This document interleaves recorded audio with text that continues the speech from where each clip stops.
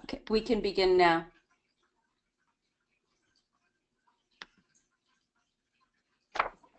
Great. Good afternoon, everyone who's joining us today. I'm going to give maybe a couple of minutes just to watch the attendee list fill up a little bit more, but no more than just a few since we only have an hour.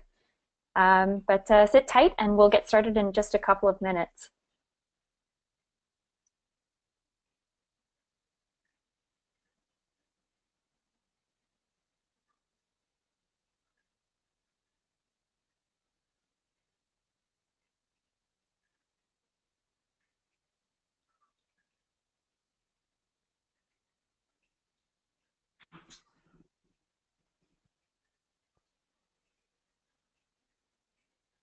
Test.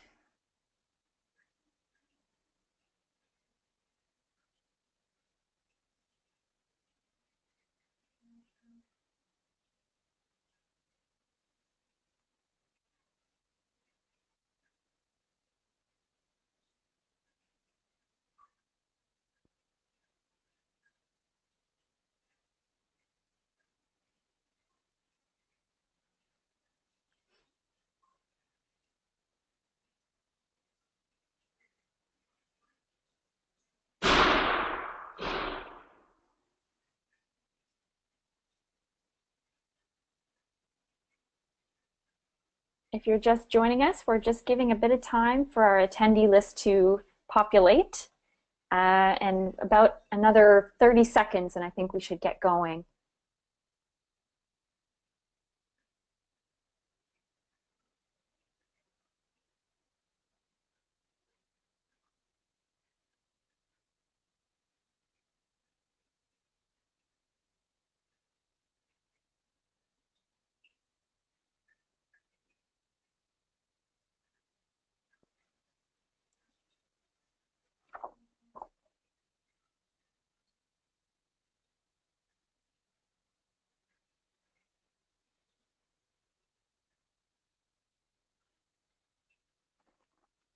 All right, let's kick this off this afternoon. So good afternoon and welcome to our third and final webinar leading up to the two-day consultations on Canada's next National Action Plan on Women, Peace and Security that is occurring this Thursday and Friday in Ottawa.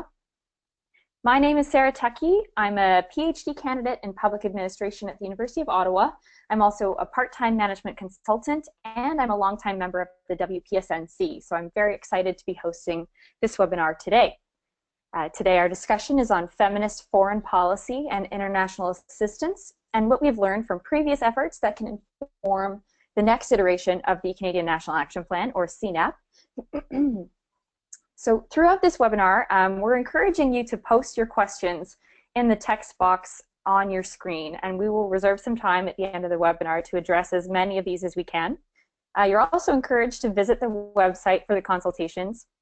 That's www.cnapconsult.org, cnapconsult.org, to find further details about the consultation, to participate in the survey and online discussion, and to read some of the documents previously and specifically prepared for the consultations coming up this week. So the first CNAP, launched in 2010, focused on the traditional women, peace and security pillars of prevention, participation, protection, and relief and recovery. At this time last year, the WPSNC hosted a workshop to begin the discussion around the renewal of the CNAP, which expired at the end of 2015. And since then, much has changed in the global context, and new important challenges have emerged globally that need to be dealt with to raise security for both women and men. Canada's feminist foreign policy has a long history and has taken many forms. So our commitment to action on the UN Security Council resolutions on women, peace and security have remained a factor in much of Canada's work on women's rights and gender equality. We also know that the former CEDA has had a policy on gender equality for more than 30 years, with new iterations that took it from the concept of women in development, or WID, to gender and development, or GAD, transforming it over the years. This transformation is in large part due to a global gender mainstreaming effort, which calls for gender equality concerns to be entrenched in programming approaches across all policy areas, and which has informed the Status of Women Canada's Gender-Based Analysis Plus, or GBA Plus, analytical tool. We've also seen specifically that Canada has committed to maternal, newborn, and child health initiatives through the previous Conservative government. But with all of these in mind, how much have we learned from these initiatives? How successful were they really? What more could we do, or what more could have been done? And with these broad questions in mind, I'd like to introduce our expert speakers today. So I'm just going to advance the slides a bit here. We have Rebecca Tiessen, who is an Associate Professor of International Development and Global Studies at the University of Ottawa. Her research interests include gender and development, global citizenship and volunteer abroad, Canadian foreign aid policy, and Canada and Canadians in the world. And we also have Rebecca Wolsak, who supports the work of Inter Pares in Asia, in particular in relation to Burma.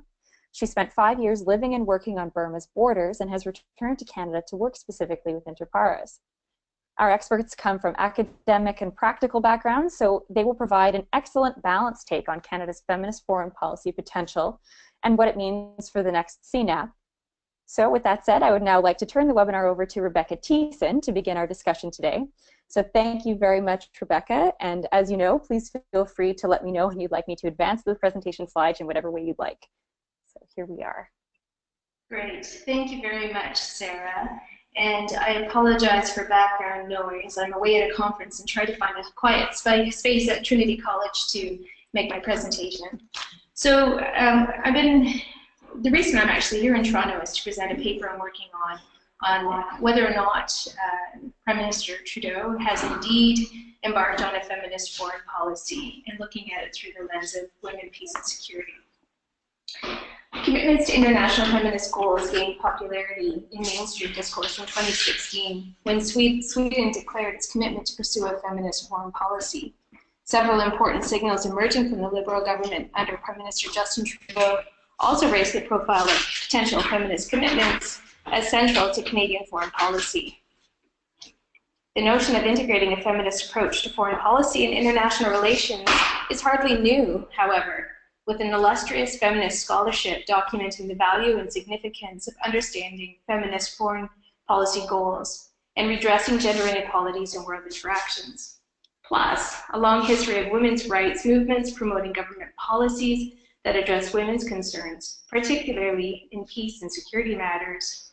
Yet the buzz generated around feminist foreign policy since the election of Prime Minister Trudeau in 2015 facilitated a renewed set of conversations and debates in the Canadian context, largely championed by the civil society community in their efforts to examine Canada and its actions in light of criteria for a feminist vision for women, peace, and security initiatives. So if you could go to the next slide.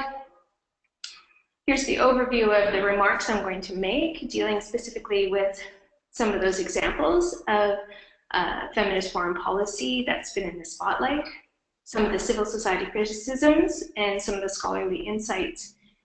I'll talk a little bit about what's new, maybe what's a bit different, and then end with some recommendations. So going to the next slide. In 2016, Prime Minister Trudeau made headlines for his remarks on feminism. But some of those comments came earlier, when in 2015 he appointed half the positions in the federal cabinet, and naming women to some of those key ministerial positions, half the cabinet to women. This was the first strategic move which was justified by Prime Minister Justin Trudeau in his response to why half the cabinet comprises women, when he effortlessly stated, because it's 2015. His remarks signaled that it is about time gender equality is considered a core value of the Canadian government and its work. Subsequent remarks reaffirmed the Prime Minister when he declared that he's proud to be a feminist, a statement made at the United Nations conference organized by UN Women in March 2016. He went on to note, it shouldn't be something that creates reaction. It's simply saying that I believe in the equality of men and women, and we still have an awful lot of work to do to get there. These remarks call for a normalization of gender equality and a feminist approach as an important first step to 1, clarifying what it means to be a feminist, 2, understanding why it matters from a human rights and equality perspective, and 3, examining how something so fundamental and basic remains sidelined, ignored, and sometimes even ridiculed. These commitments were further bolstered by the House of Commons Standing Committee on Foreign Affairs and International Development report called An Opportunity for Global Leadership, Canada and the Women, Peace and Security Agenda, which recommended Canada make women, peace and security a foreign policy priority. These commitments were further bolstered through this process. Moving to the next slide. However, the rhetoric and discourse of a feminist foreign policy and commitments to gender equality were quickly matched by calls for action, as NDP critic Hélène Lavardière argued in March 2017, feminist foreign policy needs more than rhetoric. And she goes on to note that, quote, a truly feminist government would also fund the Women, Peace and Security Agenda, emphasis on fund. Over the last decade, the issue of women, peace and security was largely neglected by the Canadian government, despite Canada's leading role in achieving things like the UN Security Council Resolution 1325. Reports on Canada's National Action Plan were frequently late, and the agenda was underfunded. The scarcity of funds has been one of the key challenges of implementing the WPS agenda at both the national and the global level. Some civil society organizations were quick to praise Prime Minister Trudeau's open discussion of a feminist approach. The significance of this rhetoric, the potential impacts of such remarks for practice, in the months to follow, to critically evaluate his feminist commitments beyond rhetoric, with Oxfam Canada, for example, preparing a feminist scorecard. In a blog for the McLeod Group, Beth Warniak reports on the early indications as mixed. For example, civil society operations were organized with business as usual in the form of selling military vehicles to Saudi Arabia, given the country's poor track record on women's and human rights, raising questions about the extent to which gender equality and women's rights are truly integrated into the Canadian feminist foreign policy approach. Other important gestures presented by Prime Minister Trudeau pointed to re-engaging meaningfully in the United Nations commitments to peace operations, renewing the CNAP, the National Action Plan on Women, Peace and Security, and 2017 commitments to redirect existing development funding to sexual and reproductive health for women around the world.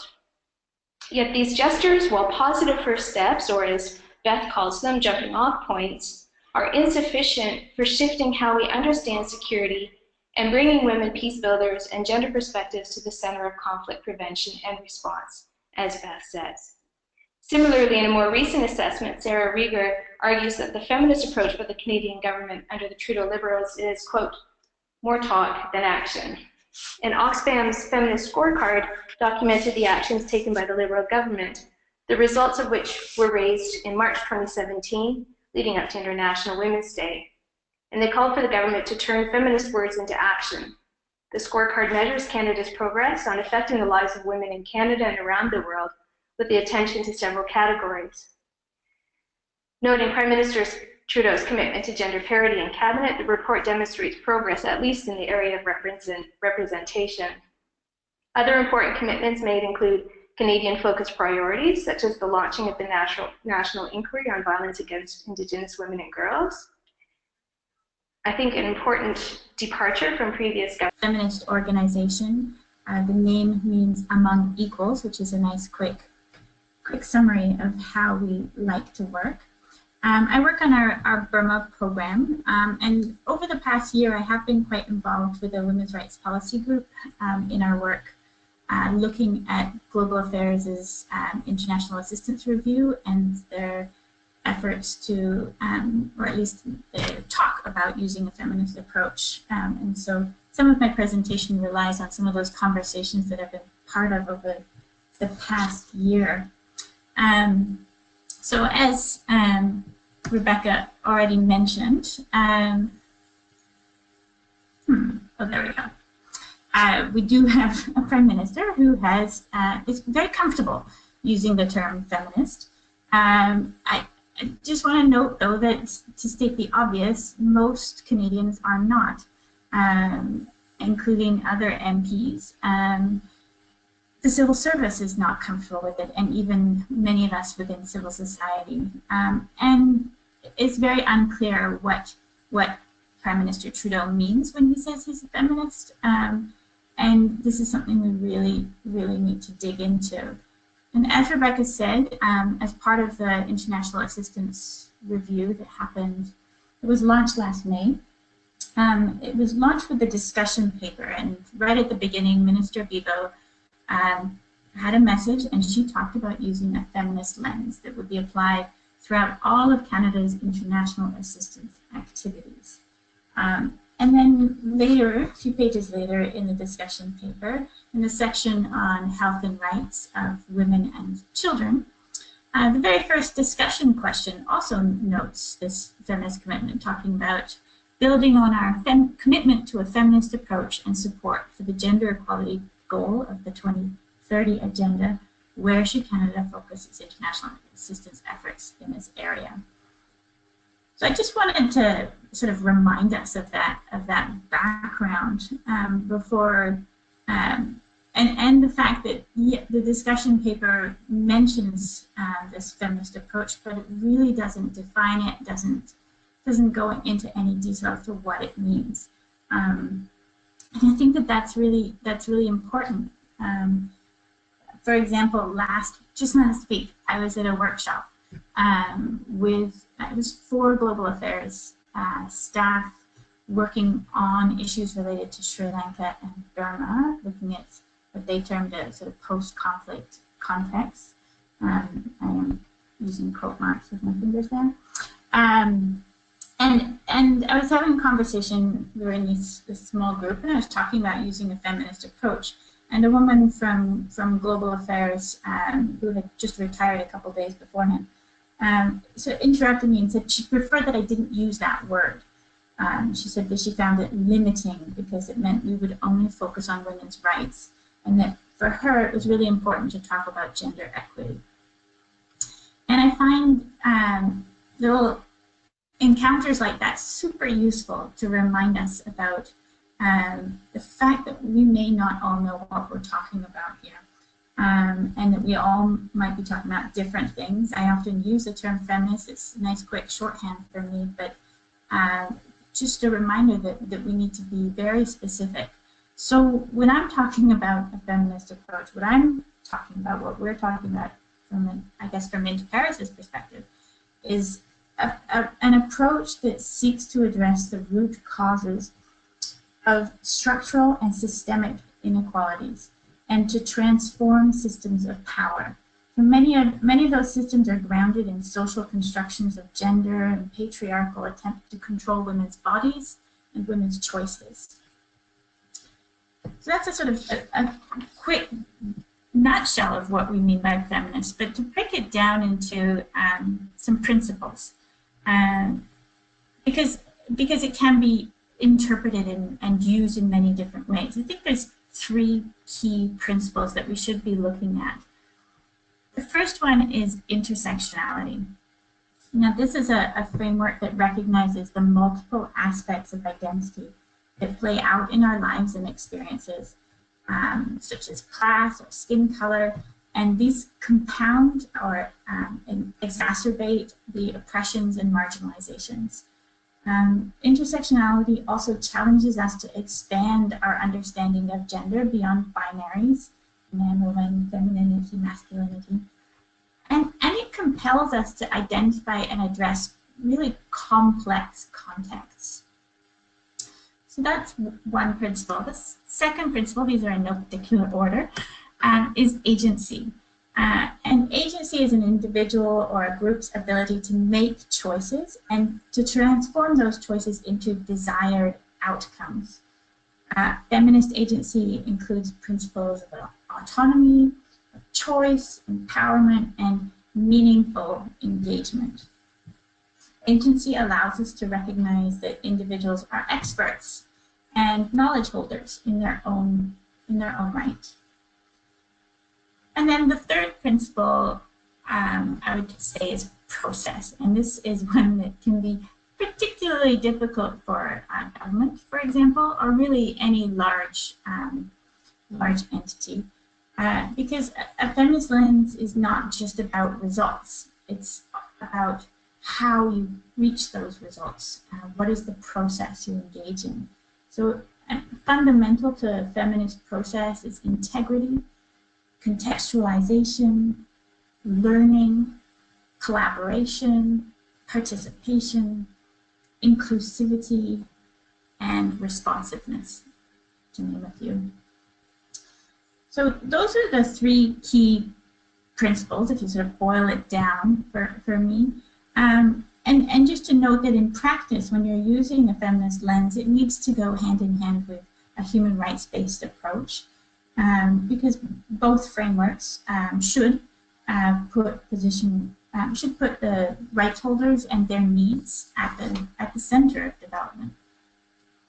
So to take on a feminist approach really means shifting from a supply-driven approach, which prioritizes service delivery, shifting that approach, which is sort of the old school development, into one that is feminist, that is driven by an approach that positions individuals' needs and their realities at the center of all initiatives. So ultimately, this approach must challenge systemic inequality, unjust power systems, discriminatory laws, policies, programs, all of it at the local, at the national, regional, at global levels. So it's complicated. So integrity and coherence are really fundamental to this feminist work. So it's difficult to look at a feminist approach to international development in isolation from a whole of government approach, which is, I think, something Rebecca touched on as well. So I think many of us would have had experiences. I think the most common or easy one that comes to mind is the fact that you could be doing amazing things in development and then have a trade policy that can literally undermine the results of that development work. So it's great to have a feminist approach to international assistance, but far, far better to have a feminist foreign policy where you would have hopefully a whole of government approach.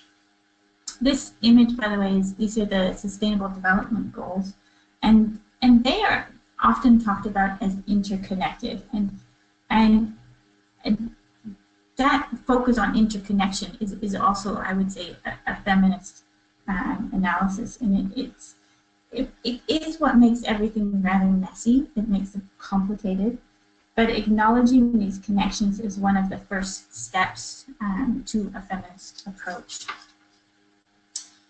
So I thought I would just quickly, for sort of illustrative purposes, do a little quick comparison of program development as it's done now, as it has been done for the past few years, and compare that to potentially a feminist way of developing a program.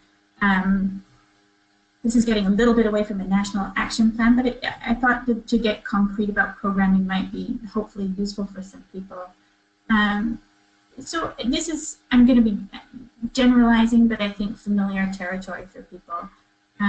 So when Global Affairs decides to launch a project, first, I mean, often they have identified particular countries of focus.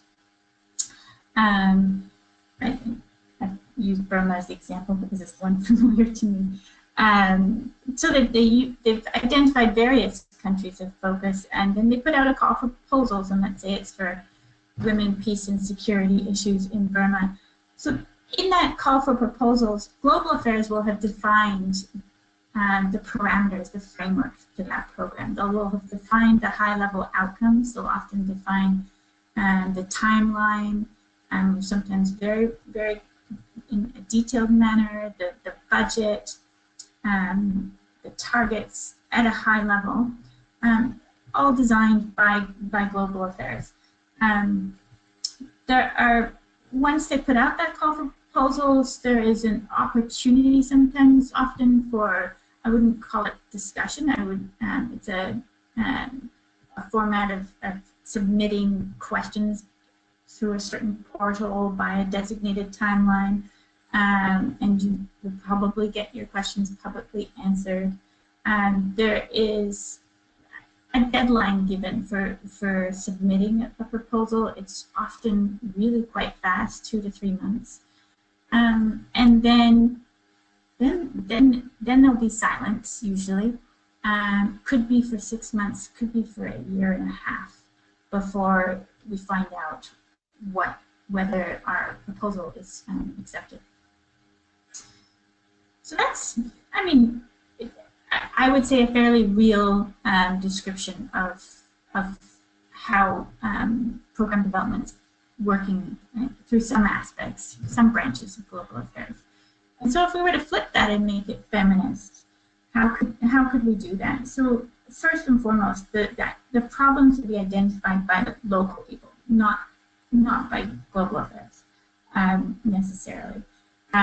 Local people, local civil society, maybe a Canadian NGO will be involved in discussing these the root causes of the problems and potential solutions. The NGO, maybe a Canadian NGO would meet with global affairs, play a bit of an intermediary role perhaps, looking at what does global affairs need, what do the local communities need, how do we work with the local civil society, how to build that, recognizing there are a multiplicity of different needs and agendas at play. And fundamentally, I guess, for us, in order for this to be a feminist approach, really early on discussing how this program will address power, how it will address structural barriers to gender equality.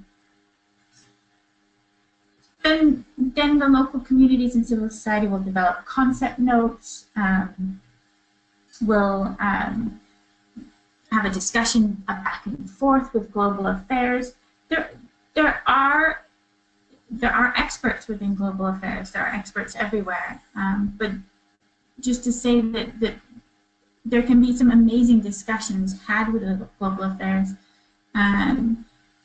Unfortunately, I would say that the shifts that have been made more recently to bring, to encourage, well, require staff to move on every 2 years, that, in my opinion, it is undermining the capacity for some staff to build their expertise, but an exchange, a back and forth, can prove to be really, can be very useful to program development. So then in a feminist program, the proposal will be drafted, discussed, submitted, and really critically the process, the approval process would be transparent, including a timeline that people could see and know about in advance. So that's a very quick comparison of the two. I thought it might be useful just to also look at my experience in Burma. If we look at there's a long ongoing divisive problematic peace process happening in Burma. And when I look at, if you talk about the peace process and you talk about women in Burma, generally what people talk about is we are working to get women at the table. That is important, absolutely. But it is often the be-all and the end-all for people. And for me, it's a classic example of the sort of the projectization that we are experiencing. And to some extent, projectization is the antithesis of feminist work, and something we really need to struggle against. It's a top-down way of working that really limits the focus of your work and makes it impossible to adapt to a complex problem such as conflict. So in my experience in Burma, you see a lot of individual projects, like a project that comes in and trains army leaders on human rights with a special module on gender, or an NGO that'll come in and give young women peace-building training, or an NGO that will come in and build shelters for women who experience violence. All of these are these are important initiatives, but if in order for them to have long-term impact, in order for them to actually be looking at structural transformative change, there's a real need to broaden and complicate programming. So a feminist approach might look at a peace process and say, can civil society transform the embedded power structures within a process that is framed and controlled by elite, predominantly military men? And how? What are the multiplicity of approaches we could use? You need women at the table who have relevant experience and who are supported by a community and have a mandate from their community. And you need women who are in civil society observing, critiquing, feeding into the discussion within and outside those official talks. So in the example I know best of the program that I work on in terms of Burma and feminist work, we are working on those three pillars, those three principles of intersectionality, agency, and process. We're working with women within their own ethnicities, within their own religious groups, as well as multiple ethnics. And we're working with civil society as well as women's organizations, so that we're ensuring that there is that transformational power analysis happening amongst everyone. Absolutely critical that it's happening with there is support for women's rights and women's organizations, but it's also critical for other members of civil society to share these analyses. So in terms of agency, we're recognizing local expertise. We're often supporting exchanges. Also often supporting things that are not the sexy projects. There's support for organizational development, for translation, for transportation, for childcare. This all helps in terms of agency, in terms of process and intersectionality. And I think just to end on process, it's really critical when you're doing feminist work to have a comprehensive and complicated, complex understanding of the work and of the context in which you're working, and to have long-term trusted relationships with local grassroots civil society. And if you have those, then you're very well placed to manage a responsive program, and that's really critical to feminist process and to working in a conflict situation. You need to be able to adjust, to be flexible to the emerging context. So I think I'll leave it there, just to really highlight that it's a complicated and interconnected approach that's constantly looking at power structures and adapting to this analysis. And with that kind of a feminist approach, the results can be really long-term and transformational. Oh, wonderful. Thank you so much, Rebecca Wolsak, Rebecca W., for your fantastic presentation. I think we really appreciate your layout of what feminism means from a project perspective, from a process perspective, including intersectionality and the agency of women. That's extremely important. And in addition, your perspectives from your experience are really valuable for helping us understand what that looks like. So we'll now switch back to my screen and back to the original PowerPoint. So thanks again to Monique for that. I'll just set the slideshow back up here.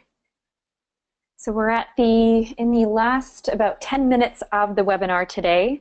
So let's move to addressing some of the questions from listeners and questions that we've got in mind from these two presentations. So given the discussions we've just had, I'd like to flip it over to Rebecca Tiessen and to look at this from sort of an academic perspective, based on what we've heard today. What would you consider are the priorities for the Canadian government now?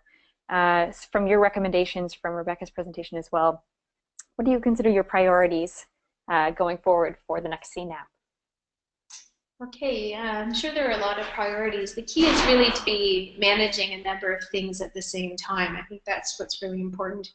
I was asked to meet with the Minister of Foreign Affairs on the phone to discuss how to address security, gender, and peace in the future. And I had talked about feminism, and he had said something along the lines of, well, that's Sweden's thing, and, we want to do something different. We want to set ourselves apart a little bit. So we're not going to be talking about a feminist foreign policy. And so it's interesting that, when we think about how people approach language, that there's perhaps a tendency to try to be sort of different than other people, not maybe recognizing how valuable it is to move forward in a feminist model collaboratively and en masse. So I thought that was interesting. So in terms of priorities, one of the things that I have recommended to people in government include making sure that gender equality is being addressed while we're doing other things. So it's great to invest in women's organizations, and we need to do that, but we need to invest in women's organizations in ways that allow them to try to address the root causes of gender inequality. We continue to talk, like Minister Bibot, around the idea of feminism and gender equality, but there's too often a slippage into addressing the needs of women and girls. And so we really have to make it a priority to talk about what we value and what's core to a feminist vision. And that is indeed much more than just targeting women and girls for things like health or education. So my point about priorities is that we have to really think about doing things simultaneously.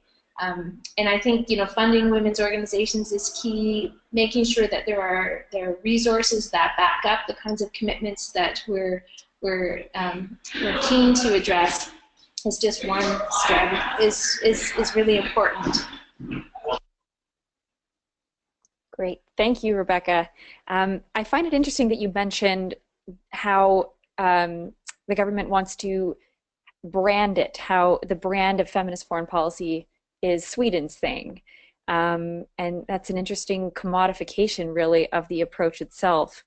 So with that in mind, I'd love to ask Rebecca W., just from your personal experience, how has Global Affairs Canada or the government itself been receptive to the concepts of a feminist foreign policy that you laid out in your presentation? I know this could be very speculative, but maybe you have some experience with Inter Pares that can tell us a bit more about their receptiveness to the kinds of work you do, and what you think could be the future for that. Sure. I mean, I would, one quick clarification, I would say that any conversations I've had where we've talked about a feminist foreign policy,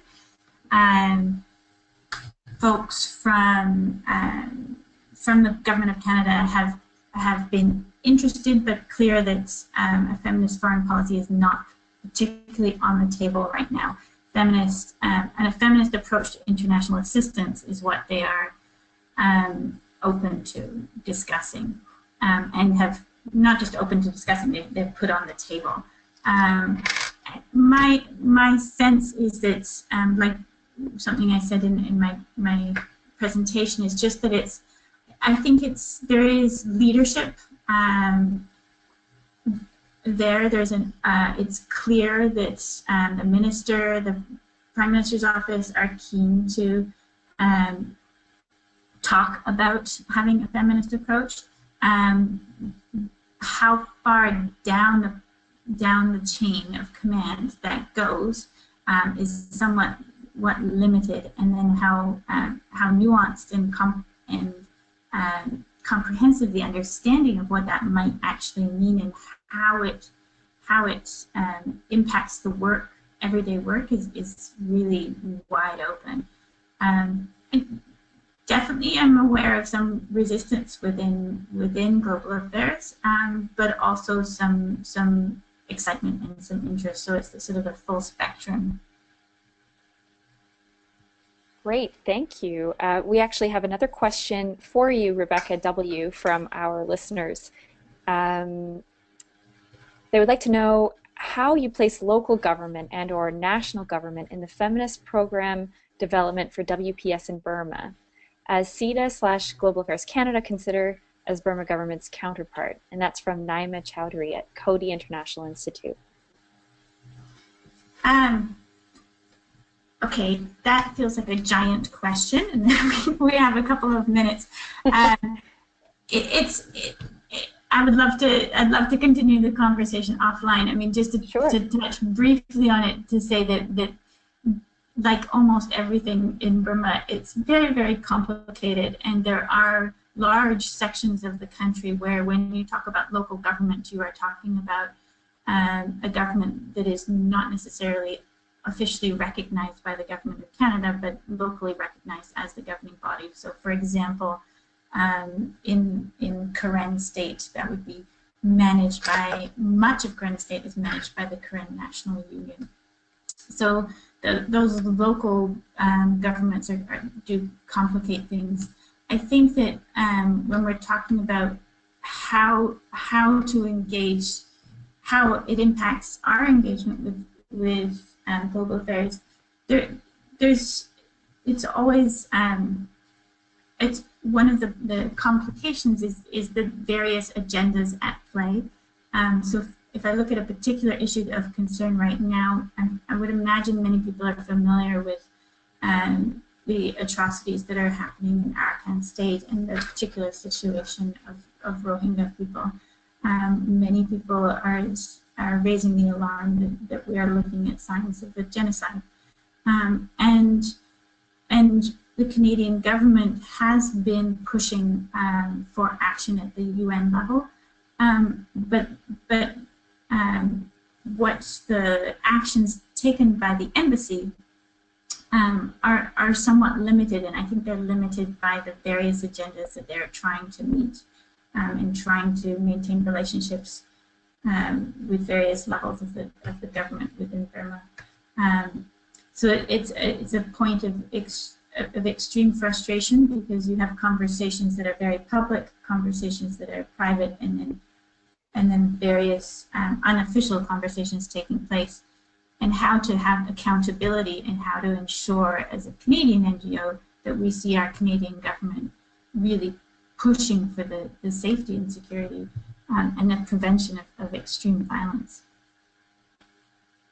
Thank you very much for answering that question as easily or as quickly as you could in the tiny amount of time left. It's certainly a massive, massive conversation, and there are many others just like that we're hoping to address in detail with the consultations coming up in a couple of days. So with that, I'd like to move just to some quick concluding remarks. First of all, obviously a massive thank you to both the Rebeccas that are here with us today, for giving us such excellent perspectives on feminist foreign policy and what it means for Canada and the CNAP debates. A couple of orders of business. If you didn't feel like your voice was heard today, or if you have something you've been mulling over and you want to talk about a little bit more further with us, you can fill out our survey. If you can see on the screen, the survey is on cnapconsult.org/survey. You can also listen to the previous webinars that we've had. Ours will go up as a recording at the end, but we've also got Canadian policies on refugees, and we've got more than counting women in the military. Those are both last week. And finally, you can check out additional resources leading up to the consultations at our resources page. That includes publications by the WPSNC and other groups. And also some insights from people that are our members or from civil society. So there's a lot of conversation going on there as well. And also to thank Monique Cuillier, I can never really get your last name there, for supporting our webinar today and switching between the screens and making sure we can all be heard. So thank you so much for that. And with that, concludes our discussion today. So thanks all, and have a great afternoon, and hopefully we'll see you in Ottawa on Thursday and Friday for the consultations. Thank you, Sarah.